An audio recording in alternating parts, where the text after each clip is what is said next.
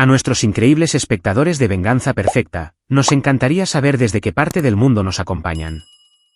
Cuéntenos. Ahora, sumerjámonos en la historia de hoy. Capítulo 1. El hombre antes de la tormenta. Carlos Osorio se limpió la grasa de las manos y dio un paso atrás para admirar la motocicleta personalizada que había estado construyendo durante los últimos 3 meses. El cromo brillaba bajo las luces del garaje de su taller de restauración de automóviles en Monterrey, Nuevo León. A los 32 años, había construido algo real de la nada, un negocio que se especializaba en devolver la vida a motocicletas clásicas y muscle cars. Cada tornillo que apretaba, cada motor que reconstruía era una meditación que lo mantenía cuerdo. «Jefe, el Mustang del 69 acaba de llegar», gritó Daniel Ibarra, su asistente y el único empleado que podía permitirse mantener a tiempo completo. Daniel tenía 23 años, recién salido del CONALEP, y le recordaba a Carlos a sí mismo antes de que todo se derrumbara. «Precioso», dijo Carlos, acercándose para inspeccionar la carcasa oxidada de lo que se convertiría en el coche de ensueño de alguien. Esto era lo que amaba, tomar algo roto y volverlo a hacer completo. Si tan solo pudiera hacer lo mismo con su vida. Su teléfono vibró. Un mensaje de texto de su abogado. Audiencia aplazada al mes que viene. El abogado de Valeria presentó otro aplazamiento.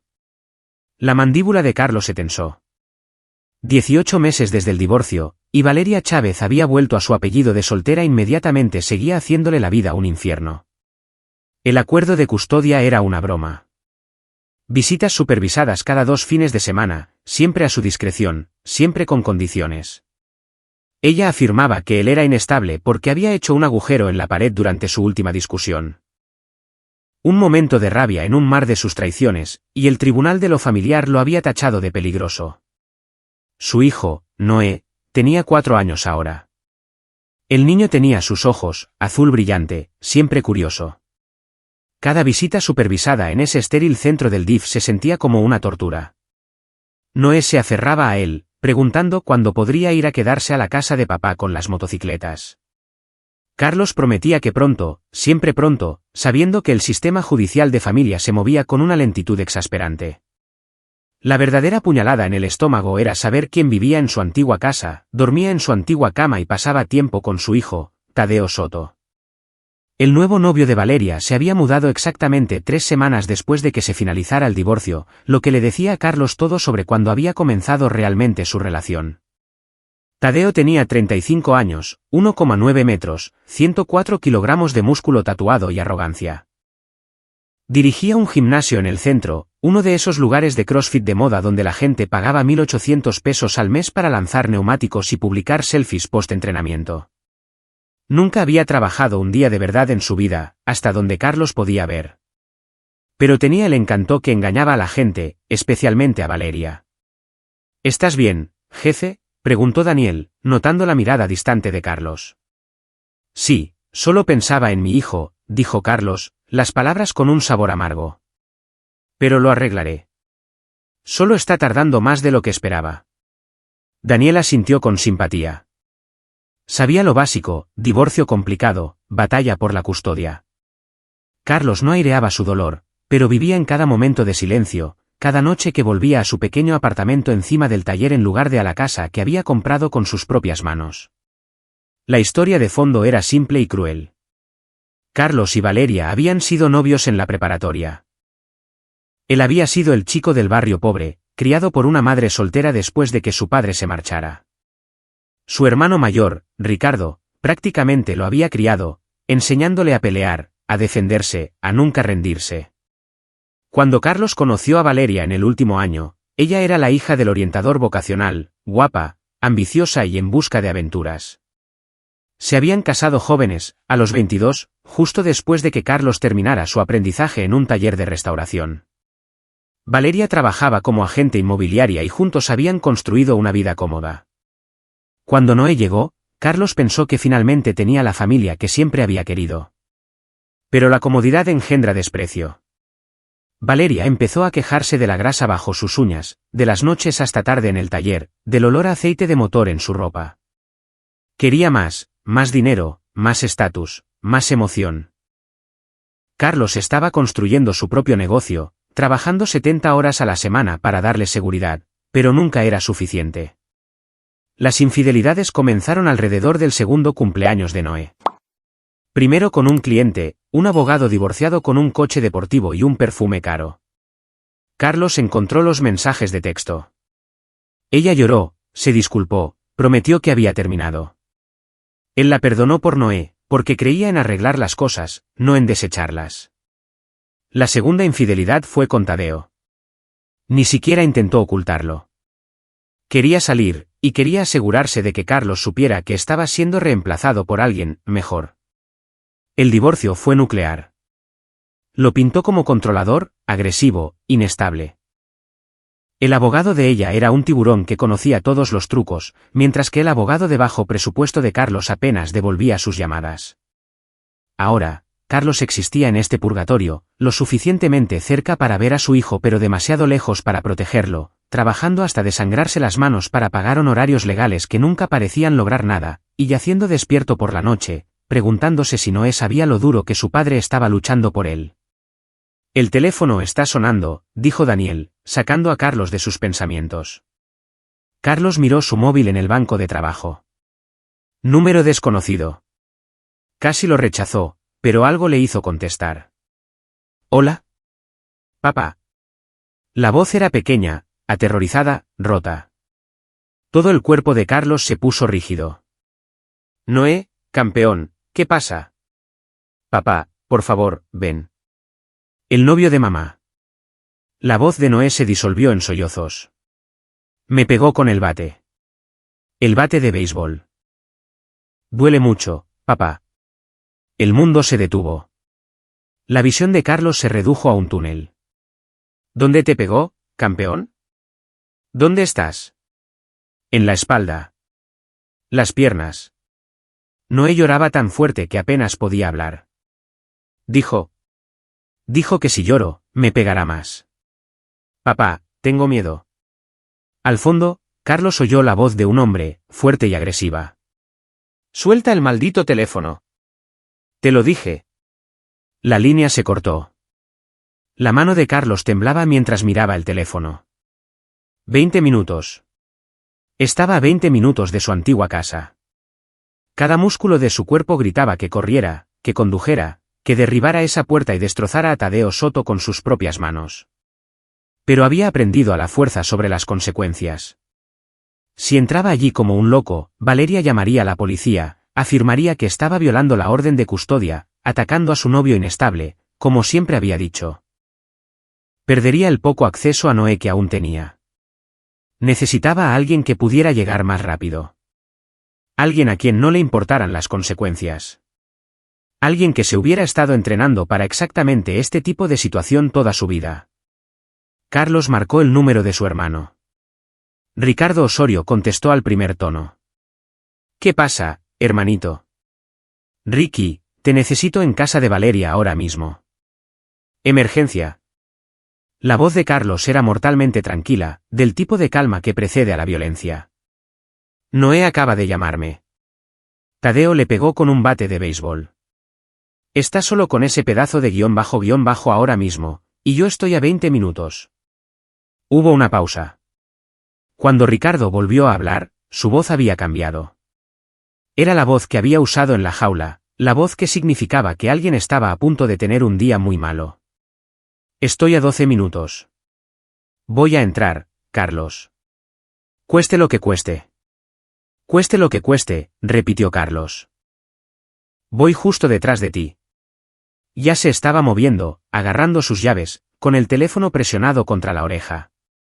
Daniel se quedó helado, con los ojos muy abiertos. Cierra cuando termines, le gritó Carlos por encima del hombro. Y si alguien pregunta, hoy no me has visto. Capítulo 2. La furia del hermano. La camioneta de Ricardo Osorio rugía por las calles de Monterrey a 25 km/h por encima del límite de velocidad. Cada semáforo en rojo era una sugerencia, cada giro un derrape calculado. Sus manos agarraban el volante como si fuera el cuello de un oponente. A los 35 años, Ricardo había vivido varias vidas. La primera fue como un chico problemático en el oriente de Monterrey, metiéndose en peleas, juntándose con la gente equivocada, dirigiéndose por un camino que llevaba a la cárcel o a la muerte. La segunda fue como luchador de jaula, 3 años de brutales peleas clandestinas que pagaban las facturas y le daban una salida a la rabia que se había estado acumulando desde que su padre los abandonó. Había sido bueno, muy bueno, rápido, técnico, con un gancho de derecha que podía apagar las luces. Había ganado 32 peleas y perdido solo 3, ganándose una reputación en el circuito clandestino de Nuevo León. Pero a los 28, después de una pelea que dejó a su oponente en el hospital durante una semana, Ricardo se había retirado. Había visto a dónde llevaba ese camino, y no era a ningún sitio donde quisiera estar. Ahora, dirigía un gimnasio de boxeo para jóvenes en riesgo en el mismo barrio donde había crecido, enseñando disciplina, respeto y cómo canalizar la ira en algo productivo. Llevaba 7 años limpio. Sin peleas clandestinas, sin violencia innecesaria. Se había convertido en el hombre que su madre siempre había creído que podía ser. Pero cuando Carlos llamó con pánico en su voz, hablando de Noé, de un cobarde pegando a un niño de 4 años con un bate de béisbol, Ricardo sintió que esa vieja y familiar oscuridad resurgía. La diferencia era que, esta vez, era justa. Conocía a Tadeo Soto. Todos en la escena de la lucha local lo conocían. Tadeo era un fantasma, el dueño de un gimnasio que nunca había competido, que construyó su físico con esteroides e intimidación. Hablaba mucho, afirmaba haber sido luchador en sus tiempos. Pero Ricardo lo había comprobado. Sin historial, sin peleas, nada. Solo otro hombre grande al que le gustaba sentirse poderoso. Y ahora ese cobarde le había puesto las manos encima a un niño de 4 años. Ricardo se detuvo frente a la casa que Carlos había comprado y renovado, la casa que Valeria se había quedado en el divorcio, y apagó el motor. 13 minutos. Había hecho buen tiempo. El barrio estaba tranquilo, el tipo de calle suburbana de Monterrey donde la gente se ocupa de sus propios asuntos. Ricardo subió por el camino de entrada, sus botas pesadas sobre el hormigón. Podía oír gritos dentro, la voz de un hombre, enfadada y agresiva, la voz de una mujer, suplicante, y por debajo de todo, un niño llorando. Ricardo no llamó a la puerta. Su hombro golpeó la puerta en el punto de la cerradura, y el marco se astilló. La puerta se estrelló hacia adentro, y Ricardo entró en la casa como un avatar de la violencia. La sala de estar, la antigua sala de estar de Carlos con los suelos de madera que él mismo había instalado, era una pesadilla. Noé estaba acurrucado en el sofá, su pequeño cuerpo temblando de sollozos, con la camisa levantada para revelar ronchas rojas e hinchadas en su espalda. Valeria estaba paralizada cerca de la cocina, con el rostro pálido y el rímel corrido por las lágrimas. Y Tadeo Soto estaba en el centro de la habitación, con un bate de béisbol de aluminio en las manos, el rostro rojo de ira. Por un momento, todos se quedaron helados. Luego, la expresión de Tadeo cambió de sorpresa a ira. ¿Quién diablos? Ricardo Osorio, dijo Ricardo con calma, pasando por encima de la puerta rota. El hermano de Carlos. Y tú debes ser el pedazo de guión bajo que pega a los niños. El agarre de Tadeo se tensó en el bate. Esto es allanamiento de morada. Valeria, llama a la policía. Valeria, dijo Ricardo, sin quitarle los ojos de encima a Tadeo, si llamas a la policía ahora mismo, van a ver lo que dejaste que le pasara a ese niño. ¿De verdad es esa la jugada que quieres hacer? Valeria no se movió. Sus ojos iban de Ricardo a Noé, con el cálculo y el miedo luchando en su rostro. Noé, dijo Ricardo suavemente. Ven aquí, campeón. Ven con el tío Ricky. El niño de 4 años levantó la vista, con la cara surcada de lágrimas. ¿Tío Ricky? Así es. Ya estás a salvo. Ven aquí. Noé empezó a moverse, pero Tadeo dio un paso adelante, con el bate en alto. Nadie va a ninguna parte. Ricardo se movió. En sus días de lucha, lo llamaban la víbora, porque atacaba rápido y sin previo aviso. El apodo todavía le quedaba bien. Acortó la distancia en 2 zancadas, agarró la muñeca de Tadeo mientras el bate bajaba y la retorció. El bate cayó al suelo con estrépito. La mano izquierda de Ricardo se disparó en un golpe con la palma que alcanzó la nariz de Tadeo, y el hombre grande se tambaleó hacia atrás, ya sangrando. Le pegaste a un niño de 4 años con un bate, dijo Ricardo, con voz fría. Déjame enseñarte cómo se siente enfrentarse a alguien de tu tamaño. Tadeo lanzó un golpe salvaje, un volado sin técnica. Ricardo lo esquivó fácilmente, le clavó un gancho corto de derecha en la costilla flotante de Tadeo y oyó el satisfactorio crujido. Tadeo cayó de rodillas, jadeando. Quédate en el suelo, advirtió Ricardo. Pero Tadeo, con el orgullo y los esteroides superando el sentido común, se lanzó a por el bate. Ricardo lo apartó de una patada y pisó con fuerza la mano de Tadeo que se estiraba. Tadeo gritó. No entiendes el error que cometiste, dijo Ricardo, aplicando la presión justa para dejar claro su punto. ¿Ese niño al que pegaste? Es familia. Y nosotros protegemos a la familia. La puerta principal se abrió de nuevo de golpe. Carlos entró corriendo, con el pecho agitado y los ojos desorbitados, hasta que encontró a Noé en el sofá. Luego su mirada se desvió hacia Tadeo en el suelo, Ricardo de pie sobre él, y Valeria pegada a la pared. «Papá». Noé se bajó del sofá de un salto y corrió hacia Carlos, quien lo levantó en brazos a pesar de la orden de custodia supervisada, a pesar de las consecuencias legales, a pesar de todo. «Te tengo, campeón. Te tengo. Ya estás a salvo». Carlos abrazó a su hijo, sintiendo sus temblores, viendo las ronchas. Sus ojos se encontraron con los de Ricardo, y en ese momento, una conversación entera tuvo lugar en silencio. Esto no ha terminado. Ni de lejos. Ricardo se apartó de Tadeo, que se acunaba la mano rota y la nariz sangrante. Deberías ir al hospital, dijo Ricardo. Diles que te caíste. Porque si les dices lo que realmente pasó, tendré que explicar por qué estaba defendiendo a un niño de una agresión violenta. Y créeme, esa es una conversación que no quieres tener. Carlos se volvió hacia Valeria, su voz temblando de ira contenida. Dejaste que esto pasara. Dejaste que este monstruo le pusiera las manos encima a nuestro hijo. Yo no lo sabía. La voz de Valeria temblaba. No se suponía que. Ahórratelo, la cortó Carlos. Me llevo a Noé. Si intentas detenerme, si llamas a la policía, me aseguraré de que cada juez de este estado vea las fotos de lo que hizo tu novio. Me aseguraré de que todo el mundo sepa que elegiste a este pedazo de guión bajo por encima de tu propio hijo. Valeria abrió la boca, la cerró y luego asintió lentamente. Carlos miró a su hermano. Vámonos. Mientras se iban, con Noé aferrado al cuello de su padre, Ricardo echó un último vistazo a Tadeo Soto, todavía en el suelo, sangrando y roto. Si vuelves a acercarte a ese niño, dijo Ricardo en voz baja, lo de hoy te parecerá misericordia. Capítulo 3. El primer movimiento. La doctora de urgencias, una mujer de aspecto cansado llamada doctora Cristina Herrera, examinó la espalda de Noé con un desapego profesional que apenas ocultaba su ira. Estas lesiones son consistentes con un traumatismo por objeto contundente, ocurrido en las últimas horas. Los moratones sugieren un impacto significativo de un bate de béisbol, dijo Carlos secamente. Estaba sentado junto a la mesa de exploración, con una mano en el hombro de Noé. El niño finalmente había dejado de llorar, pero el miedo en sus ojos era peor que las lágrimas. La doctora Herrera levantó la vista bruscamente. Estoy legalmente obligada a denunciar sospechas de abuso infantil. Bien, dijo Ricardo desde su posición junto a la puerta.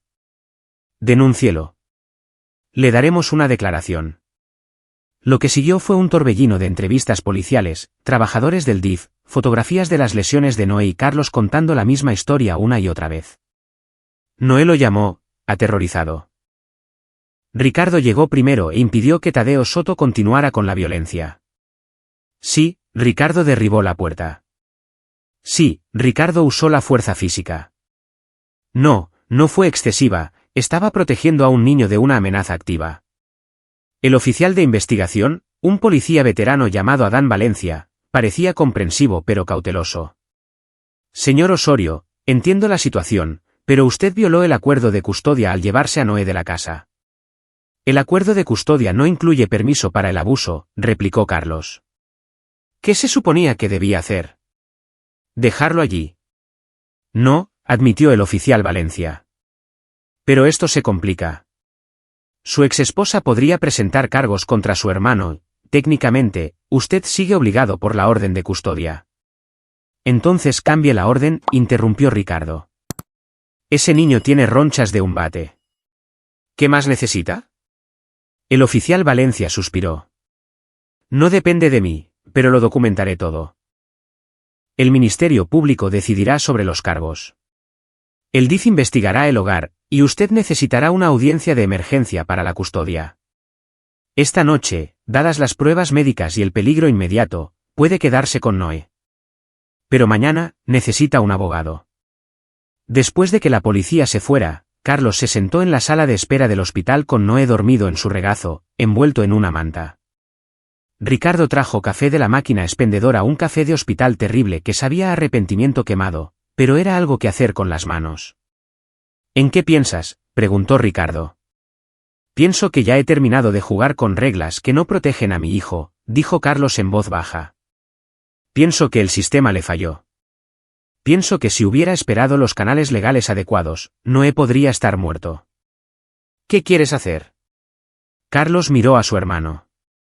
Quiero destruir a Tadeo Soto. No solo darle una paliza. Eso es demasiado fácil. Quiero quitarle todo de la misma manera que él intentó quitármelo todo a mí, su negocio, su reputación, su libertad. Quiero que entienda lo que se siente al perderlo todo. Ese no es un juego corto, advirtió Ricardo. No me importa cuánto tiempo lleve. Ricardo estudió a su hermano menor. 7 años atrás, cuando Ricardo se había retirado de la lucha, Carlos había sido su mayor apoyo. Carlos le había ayudado a abrir el gimnasio juvenil, le había hablado durante las noches oscuras cuando el impulso de volver a la jaula era abrumador. Ahora, Ricardo veía esa misma determinación en los ojos de Carlos, pero más oscura, más enfocada.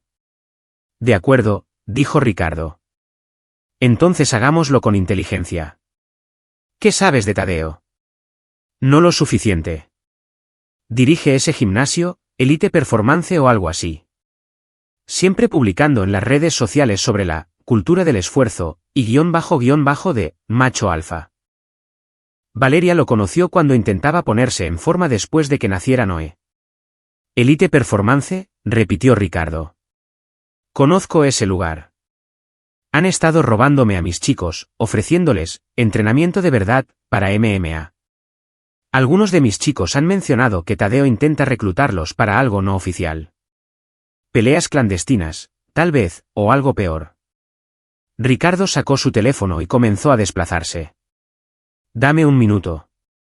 Mientras Ricardo trabajaba, el abogado de Carlos finalmente devolvió la llamada. Marcelo Dávila era un aguerrido abogado de derecho familiar que trabajaba en una oficina en una plaza comercial, pero era lo mejor que Carlos podía permitirse. Su voz al teléfono era urgente.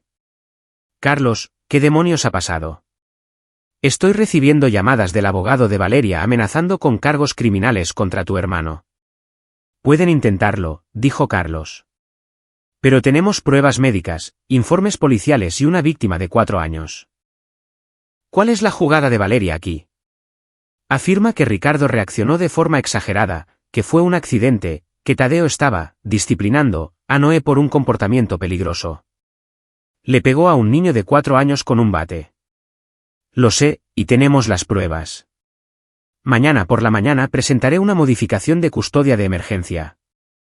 Con los informes médicos y la investigación del DIF, tenemos una oportunidad real. Pero, Carlos, esto se va a poner feo a partir de ahora. Valeria va a contraatacar con fuerza. Que luche. Ya he terminado de tenerle miedo al tribunal de lo familiar. Después de colgar, Ricardo levantó la vista de su teléfono. Encontré algo interesante. Tadeo Soto tiene antecedentes. Nada grave. Cargos de agresión que fueron reducidos en un acuerdo, alteración del orden público, ebriedad en la vía pública. Todo de hace 6 u 8 años, justo antes de que diera un giro a su vida y abriera el gimnasio. Eso no es suficiente para hundirlo, dijo Carlos. No, pero es un punto de partida. Y tengo algunos amigos en el circuito clandestino. Déjame hacer algunas llamadas, preguntar por ahí. Si Tadeo está metido en algo ilegal, alguien lo sabe. Una enfermera se acercó, empujando una silla de ruedas. Noé ya puede irse a casa. La doctora Herrera le ha recetado analgésicos y quiere una revisión en 3 días. Aquí está el papeleo de alta. El hogar era el apartamento de Carlos sobre el taller, pequeño, desordenado, lleno de piezas de motocicleta y cajas de pizza. Pero mientras Carlos subía a Noé por las escaleras, el niño todavía medio dormido contra su hombro, se sintió más como un hogar que cualquier otro lugar en años. Acostó a Noé en su propia cama. Noé dormiría allí esa noche. Carlos tomaría el sofá y se sentó a su lado hasta que la respiración del niño se regularizó. Ricardo estaba de pie en el umbral. Es fuerte, como su padre. No debería tener que serlo, dijo Carlos. Tiene 4 años. Debería preocuparse por los dibujos animados y los juguetes, no por los bates de béisbol y los monstruos. Entonces nos aseguraremos de que los monstruos no vuelvan a acercarse a él. Carlos miró a su hijo, pequeño y vulnerable under the blankets, los moratones ocultos pero no olvidados. Ricky, necesito que me enseñes algo. ¿El qué? A pelear. A pelear de verdad. No la guión bajo que aprendí en la secundaria. Necesito que me entrenes como te entrenaste a ti mismo. Porque cuando esto estalle y va a estallar, necesito ser yo quien lo termine. Ricardo consideró esto. El entrenamiento lleva meses, años en realidad, para volverse bueno. Entonces no tenemos tiempo que perder. ¿Hablas en serio? Totalmente en serio. He terminado de ser el tipo al que pisotean. He terminado de confiar en el sistema. He terminado de esperar que las cosas mejoren. La voz de Carlos era dura, forjada en los fuegos del peor día de su vida. Voy a la guerra, Ricky, y necesito saber cómo ganar. Ricardo asintió lentamente. De acuerdo. La primera lección empieza mañana, a las 5 de la madrugada. Espero que estés listo para sufrir. Llevo sufriendo 18 meses, dijo Carlos. Al menos este tipo de sufrimiento lo puedo controlar. Capítulo 4. Cavando la tumba. La audiencia de custodia de emergencia tuvo lugar 48 horas después en un juzgado que olía a cera para suelos y sueños rotos. La jueza Matilde Casas, una mujer severa de unos 60 años con cero paciencia para tonterías, revisó los informes médicos con creciente disgusto. Valeria se sentó a un lado con su abogado, un operador astuto llamado Elías Cisneros, que se especializaba en hacer que los culpables parecieran inocentes. Se había vestido de forma conservadora, con el pelo recogido, interpretando el papel de madre preocupada. Tadeo no estaba allí, una jugada inteligente dadas las circunstancias. Carlos se sentó con Marcelo Dávila, vistiendo el único traje que poseía, con las manos fuertemente entrelazadas para evitar que temblaran de rabia cada vez que miraba a Valeria. La jueza Casas levantó la vista de los papeles. S.R.A. Chávez, he revisado las pruebas médicas. Su hijo sufrió contusiones significativas consistentes con haber sido golpeado por un objeto rígido, específicamente un bate de béisbol de aluminio. El médico que lo atendió documentó las lesiones, y el informe policial corrobora el relato del señor Osorio de que recibió una llamada telefónica angustiada del niño. ¿Puede explicar cómo sucedió esto? La voz de Valeria estaba cuidadosamente modulada, casi llorosa. Señoría, fue un terrible accidente. Tadeo estaba tratando de enseñar a Noé a batear, y Noé corrió detrás de él durante un swing. Tadeo se sintió fatal. Eso es mentira, interrumpió Carlos, incapaz de contenerse. Marcelo le puso una mano en el brazo a modo de advertencia. S.R. Osorio, dijo la jueza Casas bruscamente, usted tendrá su turno. Continúe, señora Chávez. Noé estaba disgustado y asustado, naturalmente, pero mi excuñado, Ricardo Osorio, derribó mi puerta y agredió físicamente a Tadeo sin ningún intento de evaluar la situación. Reaccionó de forma exagerada, señoría. Tadeo necesitó tratamiento médico por una mano y una nariz rotas. La jueza Casas miró el informe policial. Las notas del oficial indican que el señor Ricardo Osorio llegó y encontró al señor Soto sosteniendo el bate de manera agresiva y que intervino para proteger al niño. ¿Es eso incorrecto? Ricardo Osorio es un conocido luchador callejero con un historial violento, interrumpió suavemente Elías Cisneros. Vio una oportunidad para atacar al señor Soto, con quien ha tenido conflictos previos en la comunidad de gimnasios locales. Esto fue por venganza, no por protección infantil. Marcelo Dávila se puso de pie. Señoría, esa es una grosera tergiversación. Ricardo Osorio dirige un programa de boxeo juvenil sin fines de lucro y no ha peleado fuera de un entorno de gimnasio legal en 7 años. Respondió a una emergencia legítima. Mientras tanto, Tadeo Soto tiene antecedentes penales, incluyendo cargos de agresión. Esos cargos fueron desestimados, interrumpió Cisneros. Reducidos en un acuerdo, corrigió Marcelo, lo que sugiere un patrón de comportamiento violento que culminó en golpear a un niño de 4 años con la fuerza suficiente para dejar moratones que los profesionales médicos describieron como severos. La jueza Casas levantó una mano. ¿Basta? He leído los informes médicos y son preocupantes. Señora Chávez, incluso si aceptamos su versión de los hechos que, francamente, encuentro dudosa, dada la llamada telefónica angustiada de su hijo a su padre, el hecho es que un niño bajo su cuidado resultó gravemente herido. El DIF ha abierto una investigación, y hasta que esa investigación concluya, voy a modificar el acuerdo de custodia. El rostro de Valeria se puso blanco. Señoría, la custodia física principal se transfiere temporalmente al señor Carlos Osorio. Señora Chávez, usted tendrá visitas supervisadas en un lugar neutral a la espera del resultado de la investigación del DIF. Además, Tadeo Soto no debe tener ningún contacto con el niño menor de edad hasta nuevo aviso. Cualquier violación de esta orden tendrá consecuencias legales inmediatas. El mazo cayó. Carlos exhaló, sintiendo que algo se liberaba en su pecho. No había terminado. Valeria apelaría, contraatacaría. Pero por ahora, Noé estaba a salvo. Eso era todo lo que importaba. Fuera del juzgado, Valeria lo agarró del brazo. Su máscara cuidadosamente construida se había deslizado, revelando una furia cruda debajo. Planeaste esto. Tú y tu hermano psicópata. Querías una excusa para quitarme a Noé. Carlos se apartó el brazo. No tuve que planear nada. Elegiste a un hombre que golpeó a nuestro hijo. Eso es culpa tuya. Tadeo no quería hacerle daño. No me importa lo que quisiera hacer. ¿Lo hizo? Y tú lo dejaste. Carlos se acercó, bajando la voz.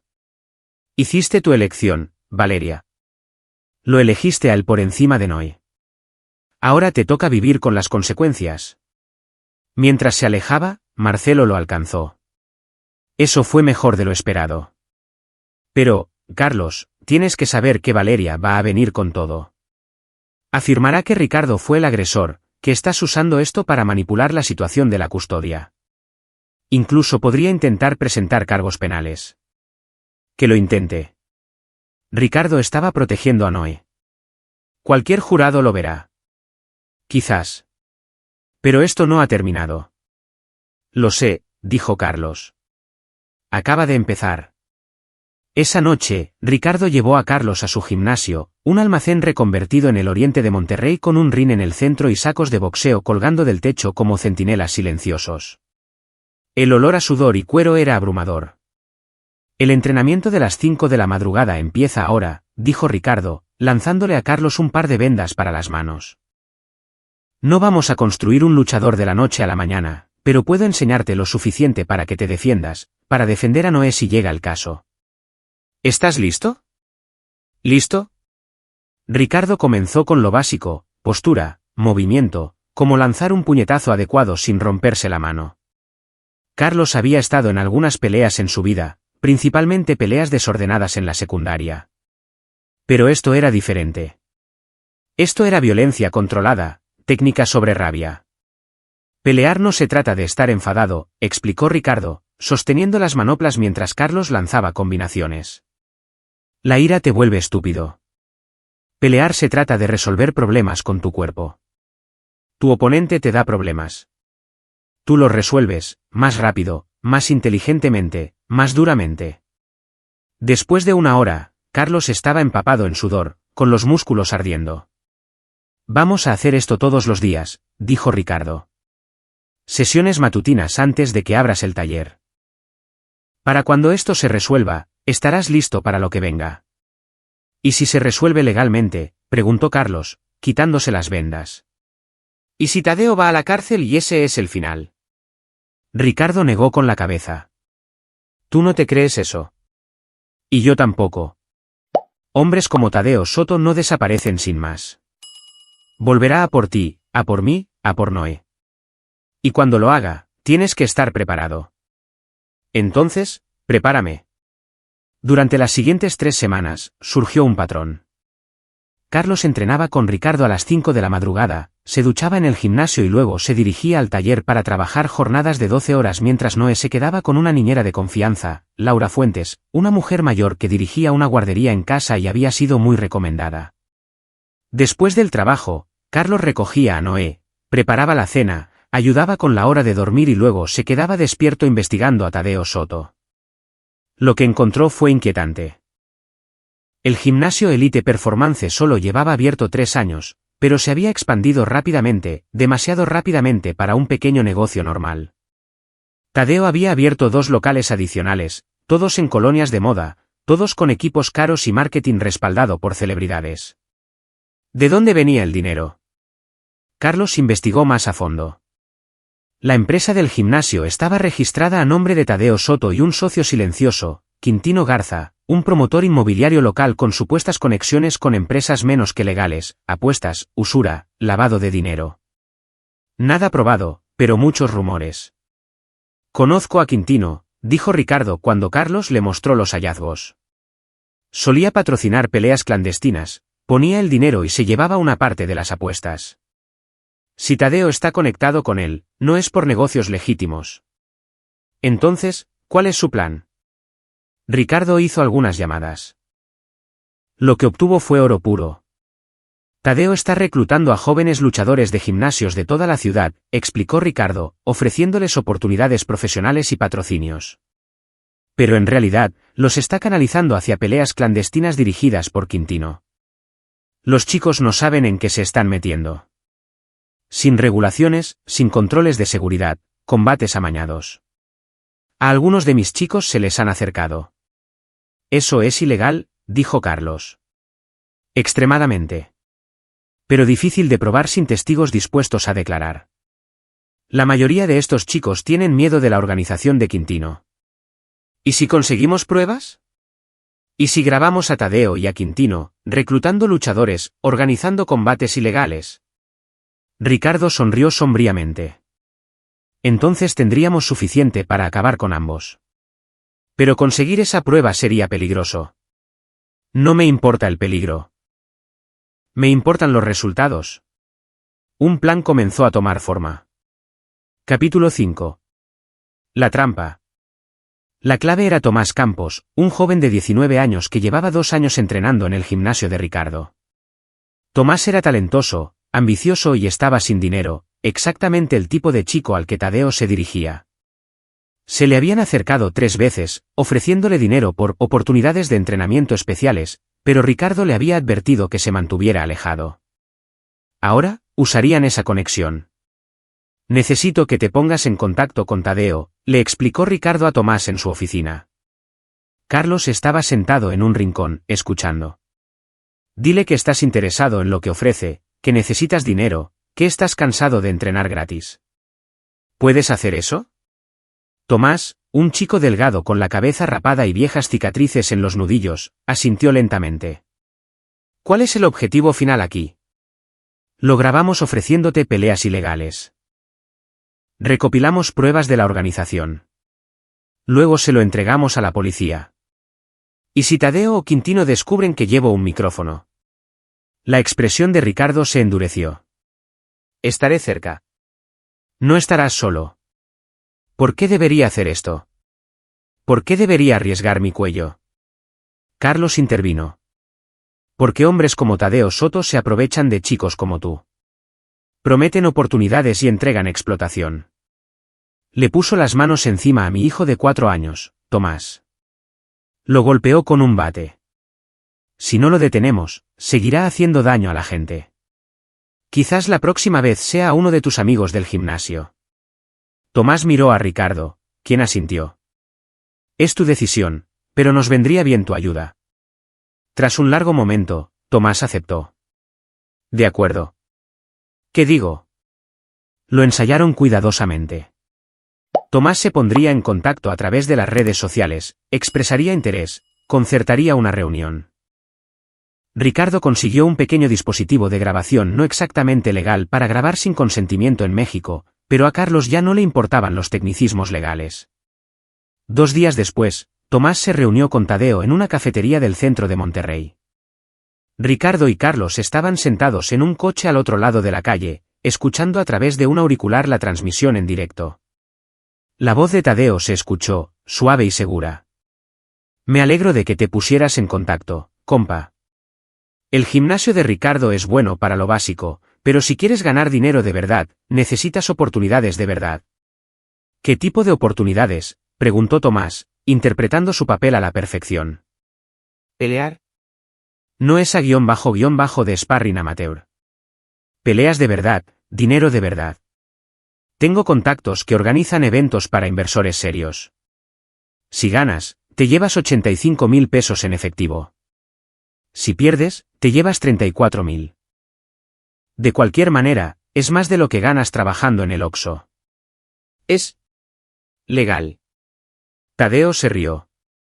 Llamémoslo, no sancionado. Sin comisiones, sin burocracia. Solo deporte puro. ¿Te interesa? A huevo. ¿Cuándo es el próximo evento? El próximo viernes. En un almacén en Apodaca. Mi socio Quintino lo dirige. Trae tu equipo. Prepárate para pelear. Te enviaré la dirección el mismo día. ¿Y Ricardo? No le va a gustar esto. A la __ con Ricardo. Está acabado, entrenando a niños gratis en un gimnasio de caridad. ¿Quieres ser como él, arruinado y amargado? ¿O quieres hacer algo de ti mismo? En el coche, la mandíbula de Ricardo se tensó. Carlos le puso una mano en el hombro a su hermano. La reunión terminó con Tomás aceptando la pelea. Cuando Tadeo se fue, Carlos y Ricardo reprodujeron la grabación.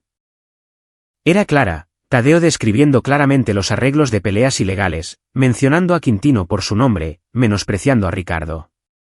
Esto es bueno, dijo Carlos. Pero necesitamos más. Necesitamos pruebas del evento en sí. La participación de Quintino, el dinero cambiando de manos. Eso significa que Tomás tiene que seguir adelante, dijo Ricardo, tiene que presentarse a la pelea. ¿Podrá manejarlo? Es un buen luchador, pero estos eventos clandestinos son brutales. Sin asaltos, sin referí que lo detenga si alguien está herido. Sigue hasta que alguien no puede continuar o se rinde. Entonces, nos aseguraremos de que tenga respaldo, dijo Carlos. Vamos con él, grabamos todo, y luego se lo entregamos todo a la policía y dejamos que lo desmantelen. Ricardo miró a su hermano. ¿Entiendes lo que estás proponiendo? Estaríamos entrando en una empresa criminal, básicamente de incógnito, sin autoridad ni protección legal. Si la gente de Quintino descubre lo que estamos haciendo. No me importa. Esta es nuestra oportunidad de hundir a Tadeo y a todos con los que está conectado. La voy a aprovechar. La semana antes de la pelea, la batalla por la custodia de Carlos dio otro giro. Valeria presentó una contramoción afirmando que Carlos no era apto porque estaba obsesionado con la venganza, y había reclutado a un conocido delincuente violento, Ricardo, para aterrorizarla a ella y a Tadeo. Su abogado incluso citó los registros del gimnasio de Ricardo, buscando cualquier cosa para pintarlo como peligroso. Marcelo Dávila fue directo. Están aplicando la táctica de tierra quemada, tratando de dar la vuelta a la narrativa para que tú seas el malo. Si esto va a juicio, te harán parecer inestable, obsesivo, vengativo. Entonces no dejaremos que vaya a juicio, dijo Carlos. Terminaremos con esto antes de que puedan manipularlo. El viernes por la noche de la pelea ilegal, Carlos, Ricardo y Tomás condujeron hasta el almacén en Apodaca. Era una zona industrial de edificios abandonados y solares vacíos. El almacén estaba oscuro por fuera, pero por dentro, las luces brillaban y el sonido de una multitud rugía. Habían escondido 2 dispositivos de grabación, uno en Tomás, otro en la chaqueta de Ricardo. El plan era simple: Tomás pelea, ellos graban todo, se van. Entrar y salir, sin confrontación. Dentro, la escena era exactamente como Ricardo la había descrito. Un ring improvisado en el centro sin jaula, solo cuerdas y postes, sillas plegables dispuestas a su alrededor, llenas de espectadores, algunos locales, otros obviamente apostadores de alto nivel. Y en el centro de todo, Quintino Garza, un hombre corpulento con un traje caro, contando dinero con un puro entre los dientes. Tadeo estaba a su lado, desempeñando el papel de reclutador y manejador. Vio a Tomás y sonrió. Ahí está mi luchador. Listo para ganar algo de dinero. Tomás asintió, manteniendo una expresión neutral. Carlos y Ricardo se quedaron en las sombras, con las cámaras grabando. Las peleas eran brutales. Sin equipo de protección, sin límites de tiempo. Los luchadores continuaban hasta que alguien caía o se rendía. Sangre en la lona, multitudes gritando, dinero cambiando de manos. Era bárbaro, y era exactamente lo que necesitaban grabar. Anunciaron la pelea de Tomás. Su oponente era un tipo de cuello grueso con tatuajes de prisión, 10 kilos más pesado y de aspecto malvado. Ricardo se acercó a Carlos. Si esto sale mal, lo sacamos. No me importan las pruebas. Pero Tomás se defendió. Era más rápido, más técnico, y cuando el luchador más grande intentó pelear a lo bruto, Tomás lo desarmó con combinaciones. Después de 8 minutos brutales, el oponente no pudo continuar, y Tomás fue declarado ganador. El propio Quintino le entregó el dinero, 85,000 pesos en billetes de 500, contados mientras Tadeo observaba. Buen trabajo, chico. Si quieres otra pelea, avísale a Tadeo. Siempre necesitamos talento nuevo. Lo tenían todo grabado, el dinero, la organización, Tadeo y Quintino juntos, todo lo que necesitaban. Estaban casi en la puerta cuando alguien reconoció a Ricardo. ¿Víbora? ¿Eres tú? Ricardo se giró. Un luchador de su pasado, alguien a quien había vencido en el circuito clandestino años atrás, lo estaba señalando. No mames, sí que es. La víbora está aquí.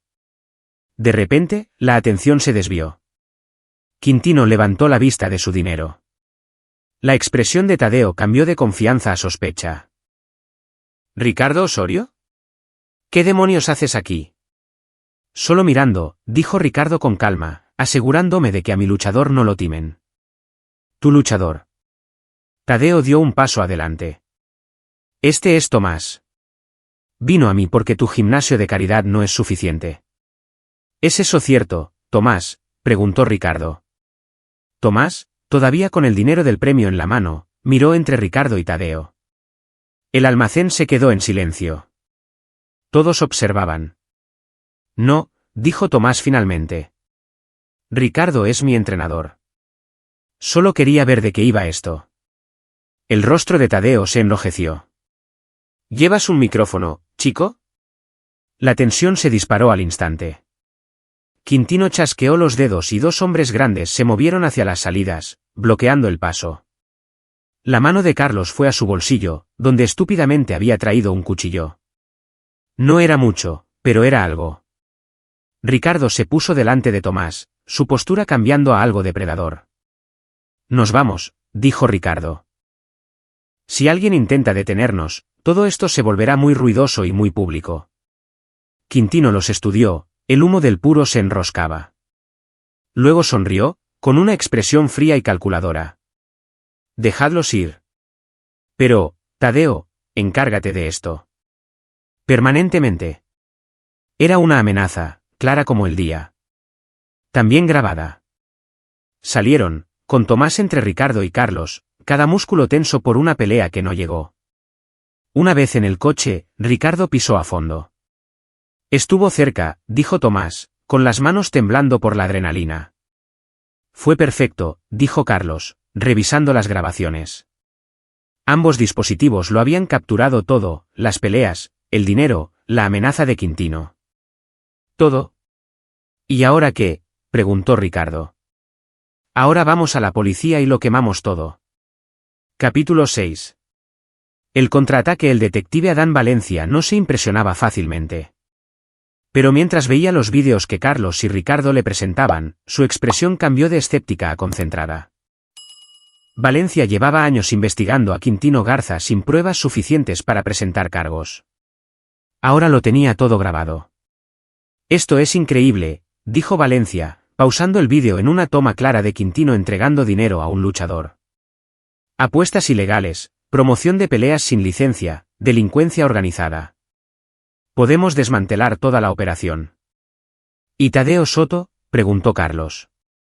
Él es quien reclutaba a los luchadores, quien los conectaba con Quintino. Es cómplice. Podemos acusarlo de conspiración, de contribuir a operaciones de juego ilegal. Con el caso de abuso infantil ya pendiente, se enfrenta a una pena de cárcel seria. ¿Cuánto tardarán en actuar?, preguntó Ricardo. Necesitaremos verificar las grabaciones, construir el caso. 2 semanas, quizás 3. Pero, señor Osorio, debo advertirle, obtuvo estas pruebas mediante una grabación ilegal. Podría no ser admisible en un tribunal. Incluso si conduce al descubrimiento de otras pruebas, preguntó Marcelo Dávila, que los había acompañado. La doctrina del fruto del árbol envenenado no se aplica si hay una construcción paralela. Valencia lo consideró. Tendríamos que ser cuidadosos. Pero si podemos obtener una orden de cateo basada en denuncias anónimas, registrar el almacén, encontrar pruebas físicas, hojas de apuestas, dinero, armas, entonces sí, podemos construir un caso que no dependa únicamente de sus grabaciones. Hágalo, dijo Carlos. Lo que necesite. Lo que Carlos no le mencionó al detective fue la segunda parte de su plan. La justicia legal era satisfactoria, pero lenta. Quería que Tadeo sufriera de inmediato, personalmente. Durante las últimas semanas, en sus investigaciones nocturnas, Carlos había descubierto algo interesante: el gimnasio Elite Performance estaba perdiendo dinero a espuertas. A pesar de su aparente éxito, el negocio estaba ahogado en deudas. Préstamos de Quintino Garza con tasas de interés abusivas, facturas de proveedores sin pagar, rentas atrasadas. Tadeo había estado financiando su estilo de vida canalizando dinero de las peleas ilegales de vuelta al gimnasio para mantener las apariencias. Si los ingresos de las peleas ilegales desaparecían, todo el castillo de naipes se derrumbaría. Carlos también se enteró de que el gimnasio de Tadeo iba a organizar un gran evento promocional en una semana, una expo de fitness, con influencers locales, clases gratuitas y un marketing agresivo para conseguir nuevos miembros. Tadeo había invertido su capital restante en este evento, esperando un aumento de miembros para salvar el negocio. ¿Y si ese evento se convertía en un desastre? Carlos contactó a algunas de sus propias conexiones, antiguos clientes de su taller de restauración, gente que le debía favores.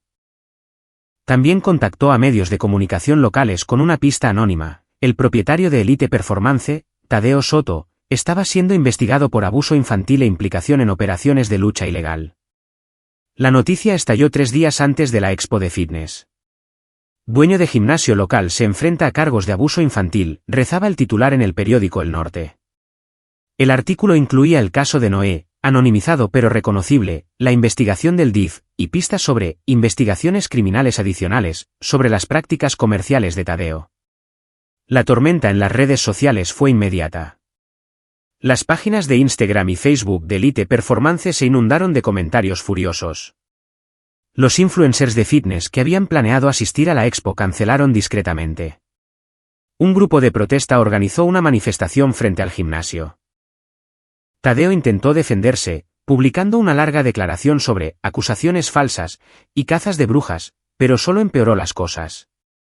Cada comentario, cada compartido, cada publicación de indignación era otro clavo en el ataúd de su reputación. La expo de fitness fue un pueblo fantasma. Quizás se presentaron 50 personas, en su mayoría curiosos. Sin inscripciones, sin expectación, solo vergüenza. Carlos observó desde el otro lado de la calle, con Ricardo a su lado, y sintió que algo oscuro y satisfecho se asentaba en su pecho. Está acabado, dijo Ricardo. Incluso si los cargos criminales no prosperan, su negocio está hundido. No es suficiente, respondió Carlos. Quiero que sepa que fui yo. Quiero que entienda exactamente quién lo destruyó. Esa noche, el teléfono de Carlos sonó. Número desconocido.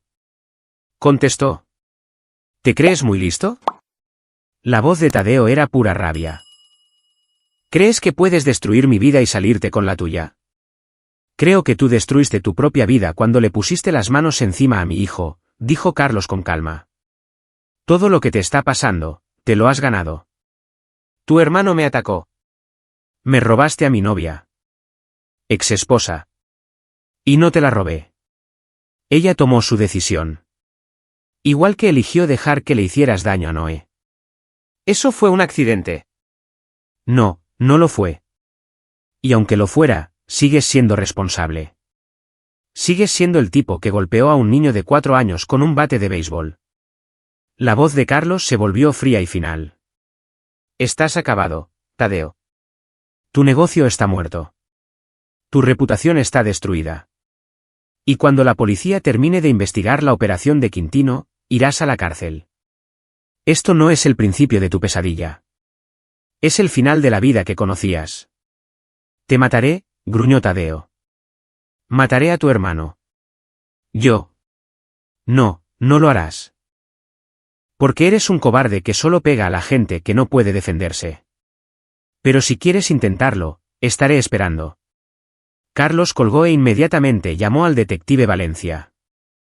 Tadeo Soto acaba de amenazar con matarme a mí y a mi hermano. Tengo la grabación.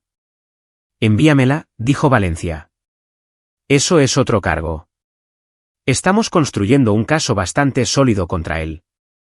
Ricardo, que había estado escuchando, negó con la cabeza. Va a venir a por nosotros. No legalmente, físicamente. Es demasiado estúpido y está demasiado enfadado para hacer otra cosa. Bien, dijo Carlos. Estoy listo. ¿Seguro? Porque una vez que esto se vuelva físico, no hay vuelta atrás. Deja de tratarse de la ley y empieza a tratarse de supervivencia. Carlos pensó en Noé, a salvo ahora, durmiendo en su cama en el apartamento. Pensó en los moratones en la espalda de su hijo, en el terror de su voz durante esa llamada. Pensó en 18 meses de infierno legal, de visitas supervisadas, de que le dijeran que no era apto para criar a su propio hijo.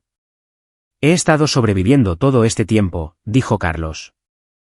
Ahora voy a ganar. Capítulo 7. La confrontación. El mundo de Tadeo Soto se derrumbó más rápido de lo que incluso Carlos había anticipado. A la semana de la noticia, el propietario de Elite Performance rescindió el contrato de arrendamiento por incumplimiento. Quintino Garza, sintiendo el peligro, cortó todos los lazos y se desvaneció en la oscuridad legal, dejando que Tadeo pagara los platos rotos. Los otros 2 locales del gimnasio cerraron de la noche a la mañana, con el equipo embargado por los acreedores. Luego llegaron los cargos criminales. El detective Valencia, armado con pruebas de la operación de lucha ilegal, obtuvo órdenes de arresto. Tadeo fue arrestado en su apartamento, un lujoso loft en el centro que ya no podía permitirse por cargos de conspiración para promover el juego ilegal, delincuencia organizada y contribución a una empresa ilegal. Combinado con los cargos pendientes de abuso infantil, se enfrentaba a un mínimo de 1 década. La fianza se fijó en 3.400,000 pesos. Tadeo no pudo pagarla. Carlos vio las noticias desde su apartamento, con Noé coloreando en la mesa de la cocina. El niño estaba mejor. Terapia 2 veces por semana, las pesadillas se desvanecían, empezaba a sonreír de nuevo. Todavía preguntaba por su madre, y Carlos le decía la verdad: mamá cometió errores, pero te quiere. Y quizás algún día esté lista para ser la mamá que te mereces. Valeria había retirado su impugnación de la custodia. Su abogado se había acercado discretamente a Marcelo, ofreciendo un trato: Valeria aceptaría visitas supervisadas a cambio de que Carlos no presentara cargos adicionales ni acciones civiles. Carlos lo aceptó. Había ganado lo que importaba. Noé estaba a salvo, viviendo con él a tiempo completo. Pero el problema aún no estaba resuelto. Porque Tadeo, desesperado y acorralado, pagó la fianza después de todo. Carlos sospechaba que uno de los socios silenciosos de Quintino, intentando mantener a Tadeo callado, pagó la fianza. Y en el momento en que Tadeo salió de la cárcel, Ricardo recibió un mensaje. Le llegó a través de Tomás, a quien uno de los antiguos entrenadores de Tadeo se había acercado en un supermercado. El mensaje era simple: Tadeo quiere pelear con Ricardo, 1 contra 1, en el almacén, este viernes. Dice que si Ricardo no aparece, irá a por Carlos y el niño. Es una trampa obvia, advirtió Marcelo cuando Carlos se lo contó. Está tratando de atraerte a una situación en la que pueda hacerte daño sin testigos. No vayas. Si no vamos, seguirá escalando, replicó Ricardo. Hombres como Tadeo, cuando lo pierden todo, se desesperan. Los hombres desesperados son peligrosos.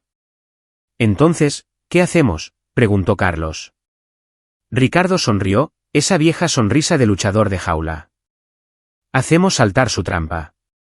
Pero en nuestros términos. El plan era simple pero arriesgado. Ricardo iría al almacén, pero no solo. Carlos estaría allí, armado con cámaras y posicionado donde pudiera grabar todo. También avisarían al detective Valencia sobre la reunión, dándole una causa probable para aparecer si las cosas se torcían. La noche del viernes llegó, fría y clara. El almacén en Apodaca estaba aún más desolado que durante la pelea ilegal. La mayor parte de la operación de Quintino había sido desmantelada, el equipo embargado, el edificio condenado.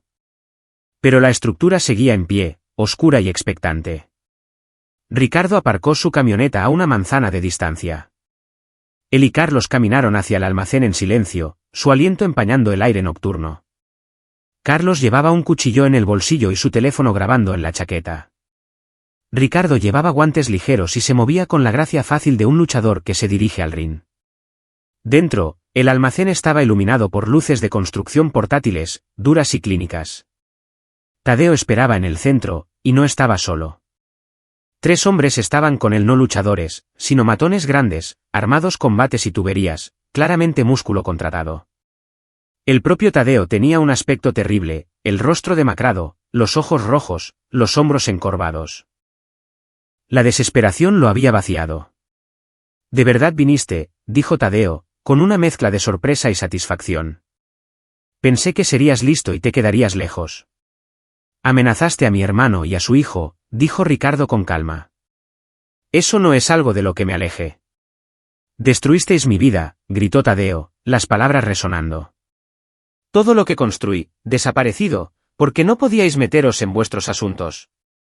«Tú destruiste tu propia vida», dijo Carlos, saliendo de las sombras. «Todo lo que hicimos fue documentarlo». Los ojos de Tadeo se abrieron de par en par, luego se entrecerraron con rabia. «¿Vosotros dos? Mejor aún». «¿Así es como quieres jugar?», preguntó Ricardo, señalando al músculo contratado.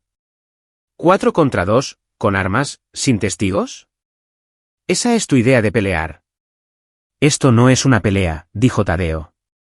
«Esto es una venganza. Me quitasteis todo. Ahora yo os lo quitaré todo a vosotros». Hizo una seña a sus hombres, y avanzaron. Ricardo se movió primero, interceptando al matón más cercano antes de que pudiera blandir su bate. Una combinación rápida, jab, directo, rodillazo en el estómago y el hombre cayó. Carlos agarró el brazo del segundo hombre que sostenía la tubería, lo retorció y usó el impulso para estrellar al matón contra una viga de soporte. La tubería cayó al suelo. Pero los otros 2 eran más rápidos, más coordinados. Uno se colocó detrás de Ricardo, con el bate en alto. Carlos gritó una advertencia, y Ricardo se agachó justo a tiempo. El bate golpeó el pilar de hormigón detrás de él, haciendo saltar chispas. Tadeo, viendo su oportunidad, se abalanzó sobre Carlos. A pesar de su ventaja de tamaño, Tadeo era torpe, impulsado por la rabia en lugar de la técnica. Carlos, entrenado por Ricardo durante semanas, esquivó el volado salvaje y contraatacó con un agudo gancho de derecha a las costillas de Tadeo. Tadeo gruñó pero siguió avanzando, rodeando a Carlos con sus brazos en una embestida. Cayeron al suelo con fuerza. Tadeo era más pesado, usando su peso para inmovilizar a Carlos. Sus manos fueron al cuello de Carlos. «Te voy a matar», jadeó Tadeo, escupiendo saliva. «Luego voy a terminar lo que empecé con tu hijo». Algo se rompió dentro de Carlos. Toda la rabia, todo el miedo, toda la impotencia de los últimos 18 meses se condensaron en un único momento de claridad. Le clavó la rodilla en la ingle a Tadeo.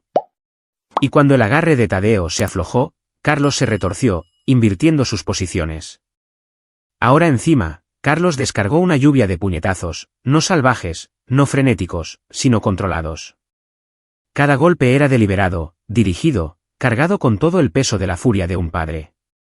La cara de Tadeo se partió, la sangre brotó. Pero Carlos no se detuvo. Eso es por Noé, dijo, puntuando cada palabra con un golpe.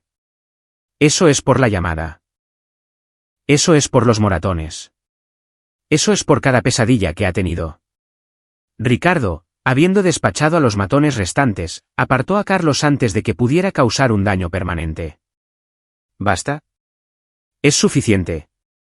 Carlos se levantó, con el pecho agitado y los nudillos ensangrentados.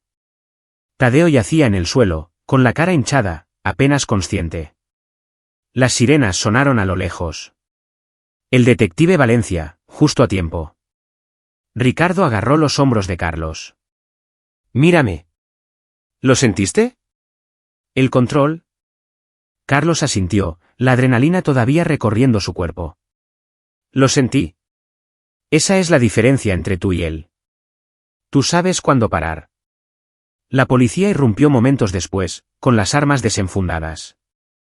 Encontraron a Tadeo y a sus matones incapacitados, las armas esparcidas, y el teléfono de Carlos todavía grabando todo, incluida la amenaza de Tadeo contra Noé. El detective Valencia inspeccionó la escena y negó con la cabeza. Defensa propia.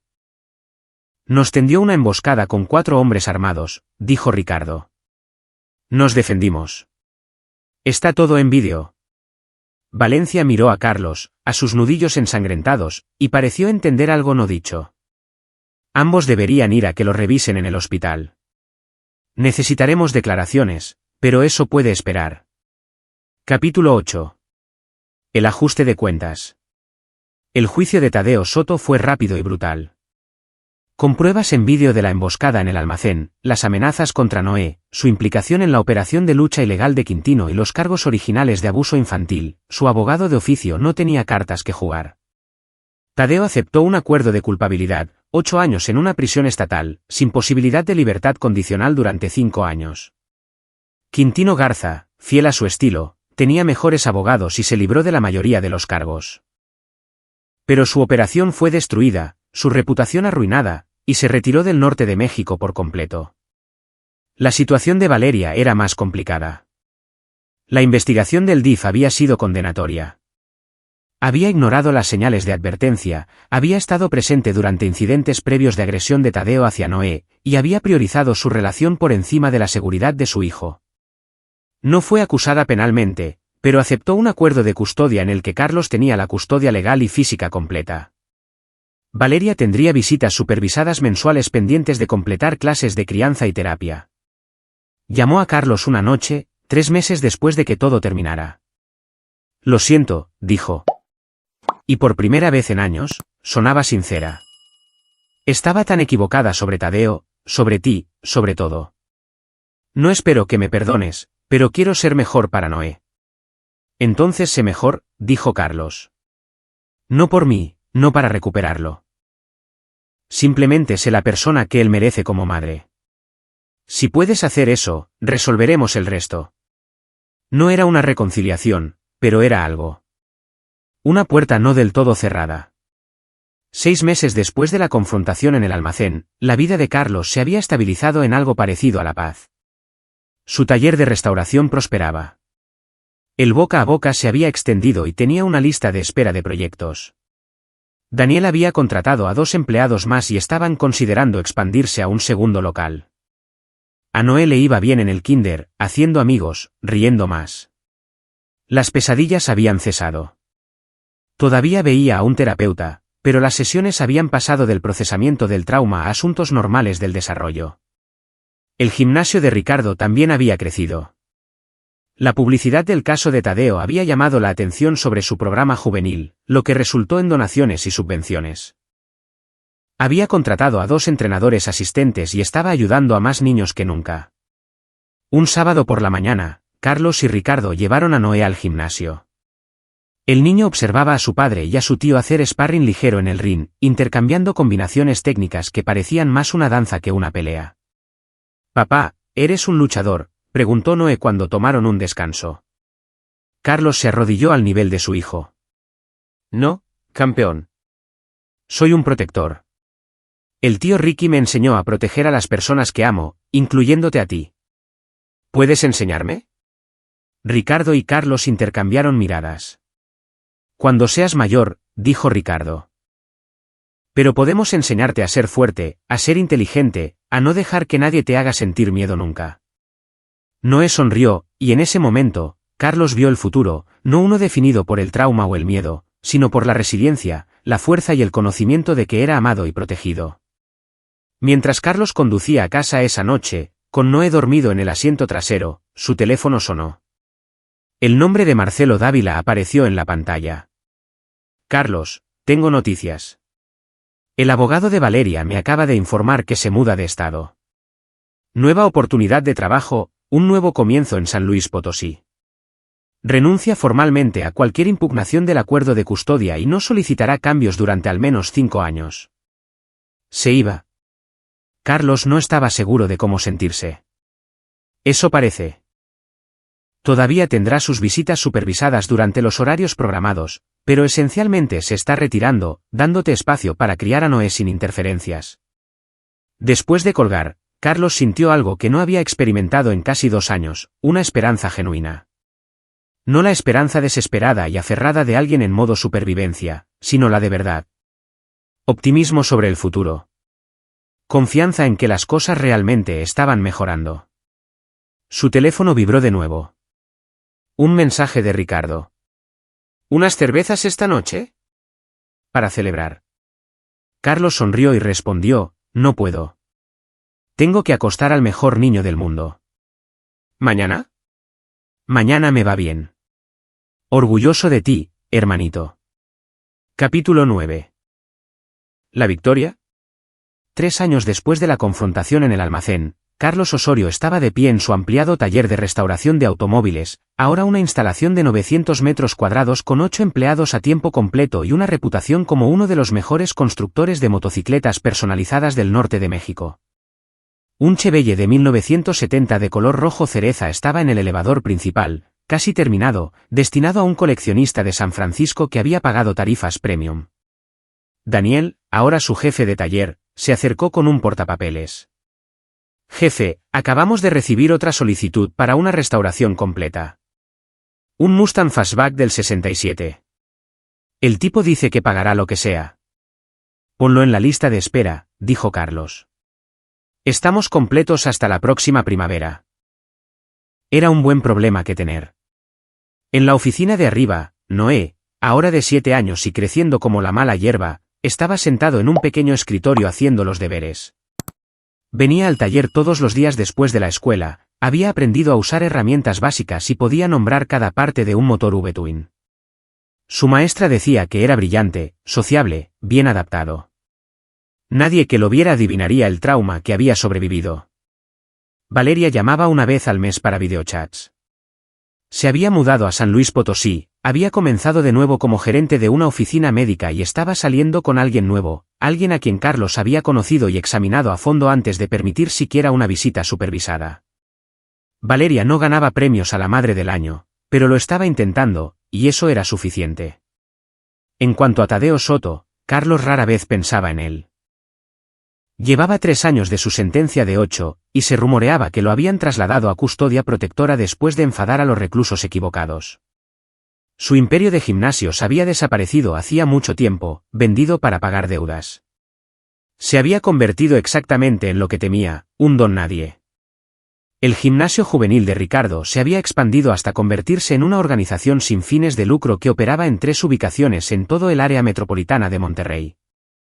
Había aparecido en noticias locales, ganado premios comunitarios y ayudado a docenas de jóvenes a mantenerse alejados de los problemas. Todavía entrenaba a Carlos 2 veces por semana, ya no por necesidad, sino porque ambos lo disfrutaban. El vínculo entre ellos, ya fuerte, se había forjado en algo inquebrantable. Esa noche, mientras Carlos cerraba el taller y subía a buscar a Noé, su hijo levantó la vista de sus deberes con ojos brillantes. «Papá, ¿puede el tío Ricky enseñarme ese movimiento que estabais practicando? Ese en el que giras, el puno giratorio hacia atrás». Carlos se rió. Cuando seas mayor, campeón. Quizás a los 10. Falta mucho. El tiempo vuela. Créeme. Carlos alborotó el pelo de Noé. ¿Listo para cenar? Estoy pensando en pizza. Podemos pedir la que tiene extra de queso. Podemos pedir lo que quieras. Mientras caminaban hacia la camioneta de Carlos, una Chevy de 1985 restaurada que él mismo había construido, con detalles de cuero y cromo personalizados, Noé charlaba sobre su día en la escuela, sobre sus amigos, sobre un proyecto de ciencia sobre volcanes. Cosas normales de niños. Cosas de niños hermosas, mundanas, preciosas. Conduciendo a casa por Monterrey, pasando por las calles donde había crecido, por el juzgado donde había luchado por la custodia, por el gimnasio de Ricardo donde había aprendido a defenderse, Carlos sintió el peso de los últimos 3 años, toda la lucha, todo el dolor, toda la rabia que había canalizado en algo productivo. Había ganado no solo las batallas legales o las confrontaciones físicas, sino algo más grande. Había ganado la seguridad de su hijo, su propia paz mental y un futuro que no estaba definido por lo que había perdido, sino por lo que había construido. Cuando llegaron al apartamento, que Carlos mantuvo en lugar de comprar una casa porque le gustaba la simplicidad y la proximidad a su taller, Noé corrió adentro para configurar su videojuego mientras Carlos pedía la pizza. De pie en el balcón, mirando las luces de la ciudad, el teléfono de Carlos vibró con un mensaje de Ricardo. Pelea la próxima semana. Un chico llamado Ernesto en el gimnasio quiere hacer sparring con el legendario Carlos Osorio. Carlos sonrió y respondió, ¿legendario? Te estás ablandando. Sí, haré sparring con él. Pero si es uno de tus asesinos, te cobraré los gastos médicos. Trato hecho. Además, cena familiar el domingo, en mi casa. Traeré a alguien que quiero que conozcas. Finalmente saliendo de nuevo. Ya era hora. Dice el tipo que lleva 3 años soltero. Estoy ocupado criando a un hijo. ¿Cuál es tu excusa? Continuaron así un rato, las bromas fáciles de hermanos que habían pasado juntos por una guerra y habían salido más fuertes.